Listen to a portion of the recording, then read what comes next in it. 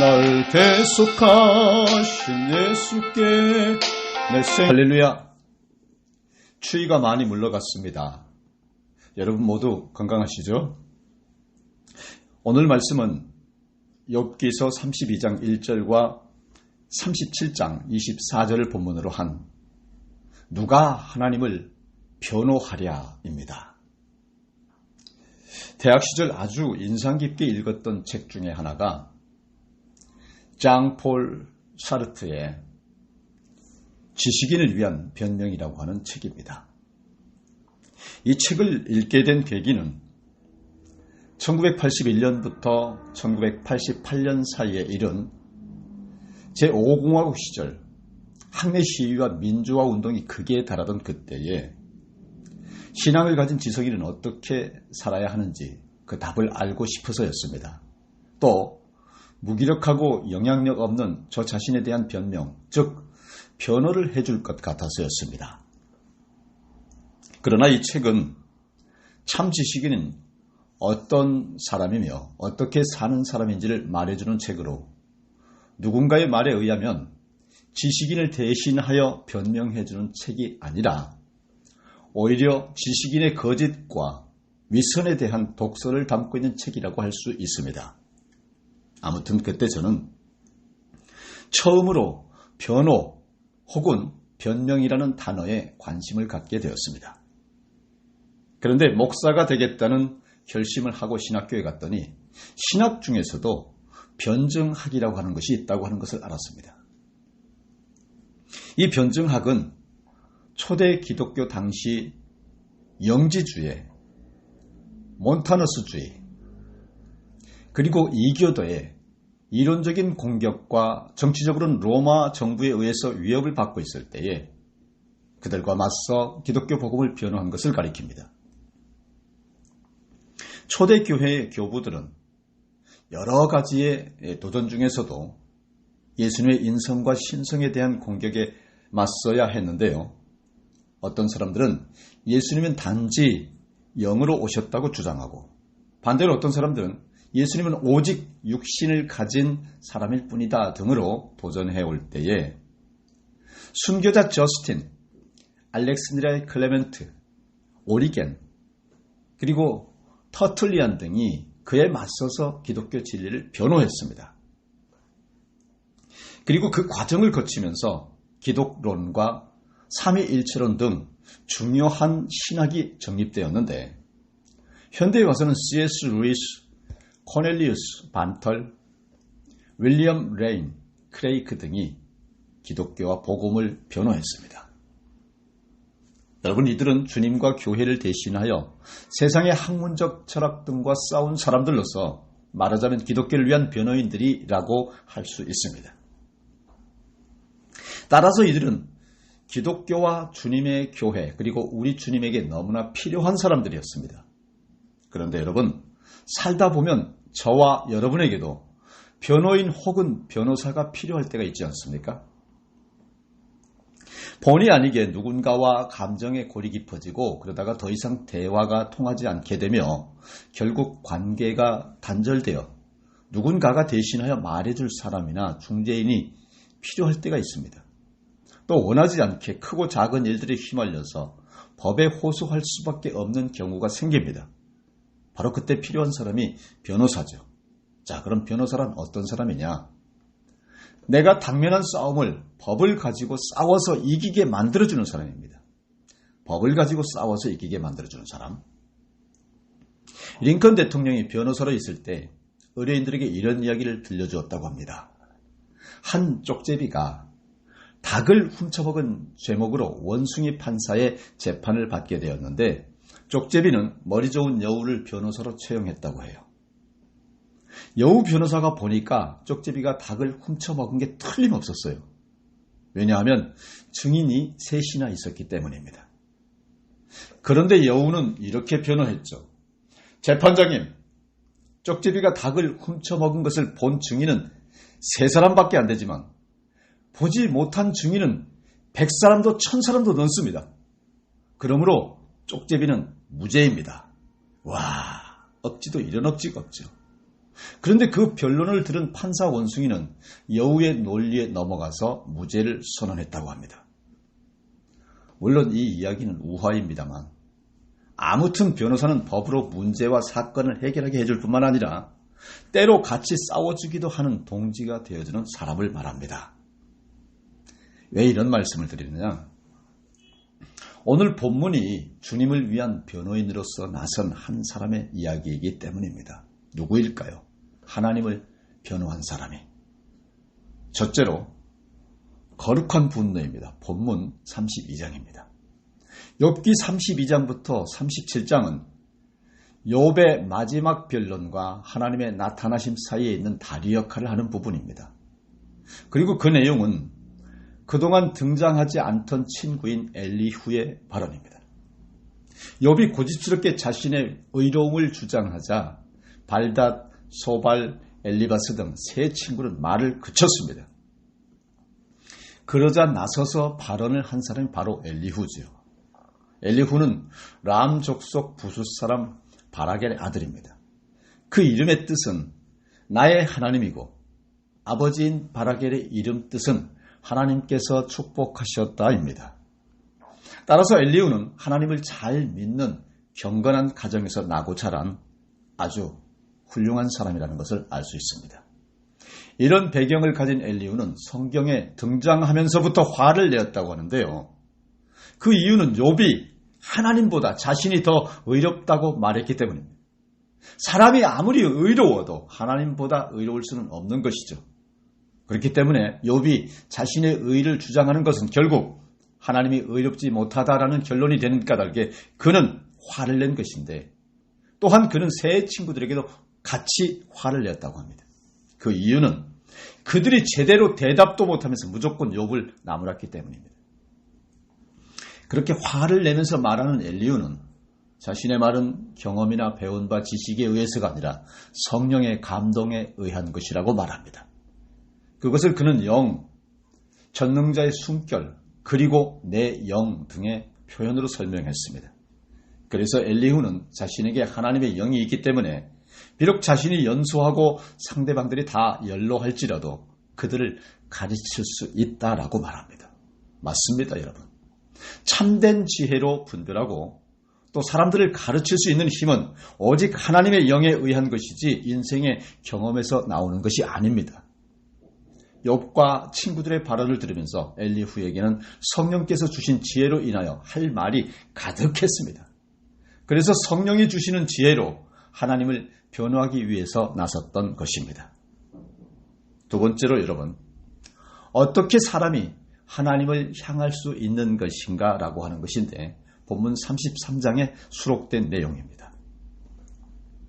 그렇다면 엘리후가 변호하는 하나님은 어떤 분일까요? 먼저 엘리후는 자신 역시 욥이나 다른 사람들처럼 흙으로 지음받은 존재라고 하는 것을 안다고 말합니다. 그러면서 한 번 더 하나님의 영이 나를 지으셨고 전능자의 기운이 나를 살리시느니라 라고 4절에 말합니다.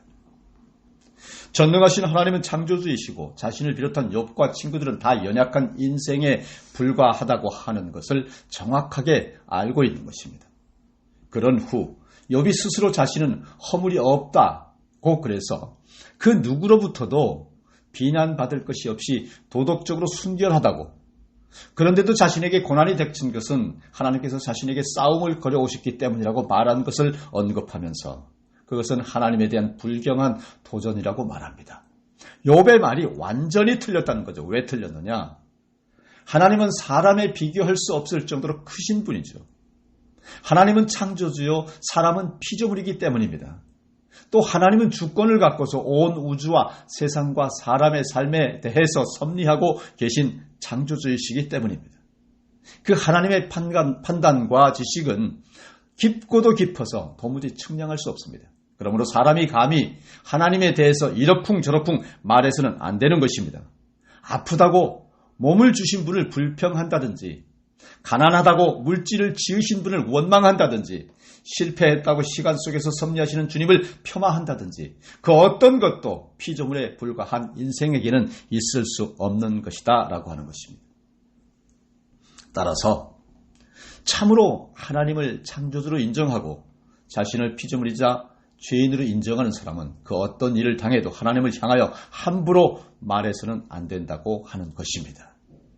세 번째로, 하나님은 이런 분이시다 하는 것에 대해서 알아보겠습니다. 첫째로 하나님은 사랑이시다 하는 건데요. 이어지는 33장 13절 이하에서 엘리후는 하나님은 고난 중에 있는 당신의 백성들에게 침묵하는 분이 아니다라고 말을 합니다. 하나님은 이런저런 방법으로 항상 말씀하시는 분입니다. 단지 사람이 알아듣지 못하고 보지 못할 뿐입니다. 또 하나님은 사람들이 구덩이에 빠지지 않게 하시고 멸망하지 않게 하십니다. 그렇지만 하나님의 징계를 받아서 병상의 고통과 뼈가 눌 쑤심의 징계를 받아먹지도 못하고 죽음의 문턱에까지 이른 사들이 있습니다만, 하나님은 천사들 중에서 중보자를 세우셔서 그를 건져내시고 그를 회복시켜 주시는 분이십니다. 그리하여 다 죽어가던 사람들이 기뻐서 외치게 만듭니다. 결국 엘리후가 말하는 하나님은 사랑 그 자체의 하나님입니다. 따라서 인간은 그 어떤 경우에도 하나님을 향해 도전적인 발언이나 행동을 해서는 안 됩니다.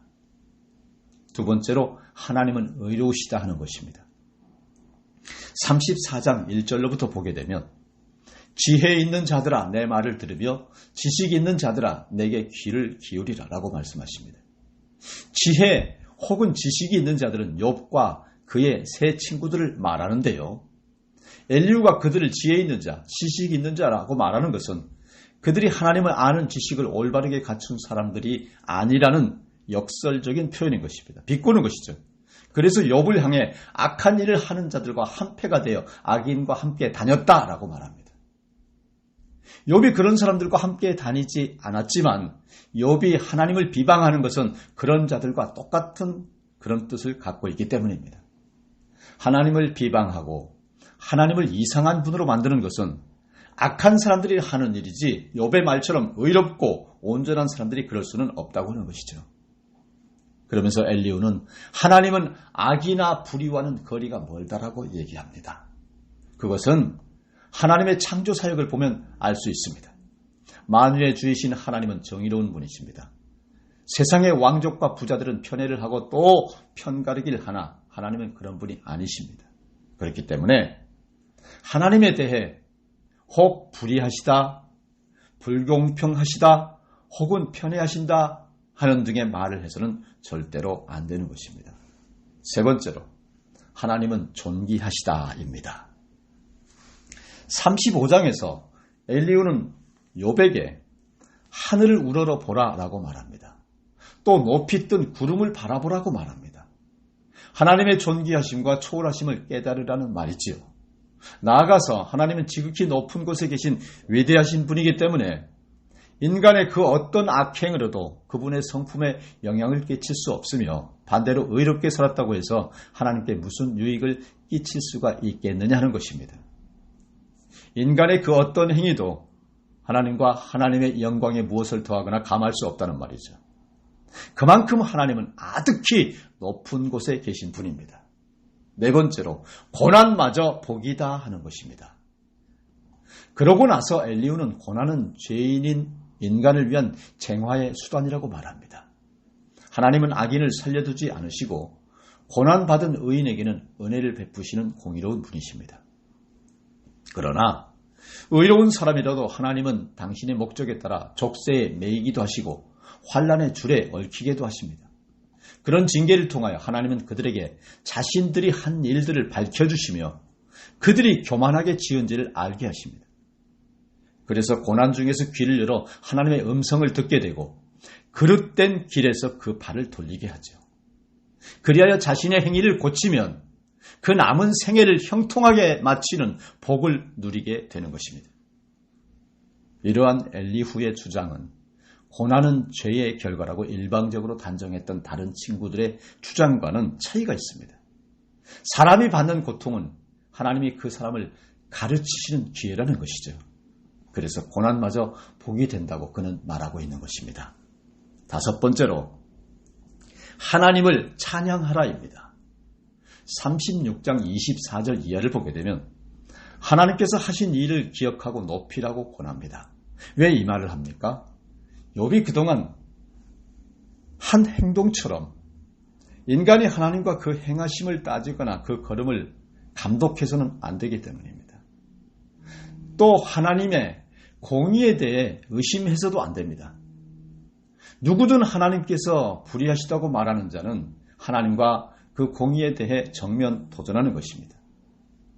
인간은 하나님의 오묘하신 섭리와 그 지혜를 완전히 이해할 수 없기 때문입니다. 그러므로 인간은 그저 하나님이 하신 일을 찬송해야 합니다. 그것이 지혜로운 삶이고 유익한 행동인 것입니다. 이어서 엘리후는 36장 26절에서부터 37장 20절까지 해서 자연세계에 대해 나타난 하나님의 위대한 힘을 설명하십니다. 다시 말씀드리지만 하나님은 인간으로부터 찬양을 받으실 분이지 인간이 판단하고 따질 수 있는 그런 분이 아니라고 하는 것입니다. 그러므로 비록 지독한 고난 가운데 있는 욥일지라도 하나님을 찬양해야 하는 것입니다. 그것이 하나님을 믿는 자의 마땅한 행동인 것입니다. 여섯 번째로 겸손하라입니다. 욥기 37장은 엘리후의 마지막 변로 변론 부분입니다. 여기서 엘리후는 하나님과 그 하시는 일을 다 알 수 없는 인간은 오직 하나님 앞에서 겸손해야 한다고 권면합니다. 그것을 돕기 위하여 엘리후는 영원 불변하신 하나님의 존재와 인간의 가변적인 태도를 자연 현상을 가지고 설명합니다. 태양의 나타남이 세상을 환히 비추는 것처럼 하나님의 나타나심은 사람들에게 두려움과 존경을 불러일으켜 그 앞에 온전히 순복하게 만든다고 하는 것입니다. 온 우주와 우리가 사는 지구와 세상 자연과 환경과 기상, 민족과 국가의 역사, 그리고 개인의 삶까지 그 전부를 주관하시는 하나님이시기 때문입니다. 그러므로 인간은 자신의 한계를 인정해야 합니다. 또 비록 고난 중에라도 신비로우시며 놀라우신 하나님을 알고 그 앞에서 겸손해야 합니다. 그리고 무엇보다도 고난을 주신 하나님을 신뢰하고 사랑해야 합니다. 사랑하는 성도 여러분, 하나님이 얼마나 위대하시고 높으신지를 아는 성도는 하나님과 사람 앞에서 절대로 겸손한 사람입니다. 자신을 내세우거나 다른 사람을 무시하는 사람, 늘 자기 주장만 고집하는 사람은 하나님을 잘 모르는 사람이기 때문입니다. 세 번째로 마지막을 변호한 대표적인 인물에 대해서 살펴봅니다. 욥과 친구들의 반복되는 공방을 지켜보던 엘리후가 거룩한 분노로 나서서 화를 내면서 하나님을 변호하는 내용입니다. 엘리후는 자신들이 하나님을 잘 알고 하나님이 만드신 세상과 인생의 삶에 대해 누구보다 잘 안다는 사람들이 하는 말들을 들으면서 그들의 말이 도리어 하나님을 가리고 왜곡되게 만드는 것임을 알고 분노하면서 화내면서 나섰습니다. 그리고 그들이 놓쳤던 하나님에 대해서 변호하고 설명하고 말합니다. 바로 이러한 거룩한 분노로 일어서서 하나님을 변호한 가장 중요한 분이 있습니다. 그는 거룩한 하나님의 집인 성전이 온갖 잡다한 시장으로 변해 있는 것과 참된 예배와 바른 기도가 사라진 것 때문에 얼마나 분노하셨는지 모릅니다. 또 바리새인들이나 서기관 등 신학 전문가, 성경 전문가들이 말씀을 왜곡하고 또 말씀대로 살지 않는 것 때문에 얼마나 화를 내셨는지 모릅니다. 그는 바로 예수님이십니다. 예수님은 하나님의 공의와 사랑이라는 양 날개를 나타내 보이기 위해 스스로 희생 제물이 되어 십자가에서 죽으셨습니다. 예수님은 죄인은 반드시 죽어야 한다는 법을 지키고 또 한편으로는 하나님께서 그 사람들을 너무도 사랑하셔서 그들을 죄 가운데서 죽게 내버려 둘 수 없어 하시는 것을 자신의 죽음을 통하여 나타냈습니다.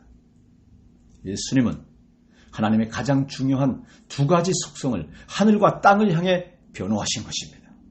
예수님만이 아닙니다. 설교 서두에 말씀드린 대로 역사상 수많은 사람들이 하나님을 변호하기 위하여 자신의 전부와 목숨을 던졌고 그 결과 하나님과 그 진리와 주님의 교회는 오늘까지 이어져 올 수 있었습니다. 이렇게 기독교 역사는 하나님과 진리를 변호한 사람들이 만들어온 역사인 것입니다. 말씀을 정리하겠습니다. 현재 우리나라의 고소고발 사건은 일본에 비교하여 50배나 많다고 합니다. 매년 고소고발 사건이 증가하는 추세로 연평균 60만 명이 형사사건으로 고소되어 수사기관의 조사를 받는다고 합니다. 여기에 일반 범죄로 인하여 법의 심판을 받아야 하는 사람들까지 합하면 엄청난 사람들이 수사를 받고 재판도 받는데요. 이들은 모두 최고의 변호사, 가장 좋은 변호사를 찾느라고 애씁니다. 과연 좋은 변호사, 최고의 변호사는 어떤 변호사일까요? 여러분, 최고의 변호사는 무엇보다 변호해야 할 의뢰인에 대해 공감하는 능력이 탁월한 변호사라고 합니다. 사건을 단순히 법리적 잣대로만 보지 않고 의뢰인의 아픔을 자신의 아픔인 것처럼 여겨주고 또 의뢰인에게 조금이라도 도움이 될 만한 것을 찾아내느라고 동분선주하는 진실된 모습을 보여주는 변호사가 좋은 변호사요 최고의 변호사라고 하는 것입니다. 이러한 변호사의 사전적 정의는 법률에 규정된 자격을 가지고 소송 당사자나 관계되는 사람의 의뢰 또는 법원의 선임에 의하여 피고나 원고를 변론하며 일반 법률 사무를 업으로 삼는 사람이라고 말합니다. 그런데 대한예수교 장로회 교단의 헌법 권징조례 제36조 변호인 선임에 대한 조항을 보게 되면 원고인과 피고인은 변호인을 선임할 수 있다. 변호인은 법률 및 교회법에 관한 식견이 있는 본 교단의 목사 또는 장로 중에서 선임해야 한다라고 하는 것이 있습니다. 즉 목사나 장로도 교회법에서는 변호사가 될 수 있다고 하는 말이죠. 그런데 여러분, 국가의 법에 따른 변호사도 있고 교회의 법에 따른 변호사도 있습니다만 주님의 나라에서는 여러분 모두가 하나님을 위한 변호사라고 하는 것을 잊지 마시기 바랍니다. 살아계신 하나님을 변호하고 주님의 주권과 섭리를 변호하고 또 주님의 사랑을 변호하고 예수님의 십자가를 변호하고 성령님의 감동과 역사를 변호하는 변호사가 바로 여러분이다라고 하는 사실을 믿으시길 바랍니다. 지금은 그 어느 때보다도 더 변호사가 필요한 때입니다. 신자들이 욕을 먹고 한국교회가 욕을 먹으며 기독교가 언제부턴가 개독교라는 오명을 갖게 되었습니다. 하나님께서 무시당하며 욕을 먹고 있습니다. 그러므로 엘리후처럼 살아계신 주님에 대한 확신과 성령의 감동으로 일어나서 주님과 복음과 교회를 변호하는 사람이 너무나 절실한 때입니다. 이제부터 바로 여러분이 엘리후처럼 주님의 변호사가 되어주시기 바랍니다. 그리하여 여러분이 있는 곳에는 그 누구도 주님과 교회에 대하여 함부로 말할 수 없도록 만들어 가시기를 우리를 위해 십자가를 지신 예수 그리스도 이름으로 축원합니다. 다 같이 기도하시겠습니다.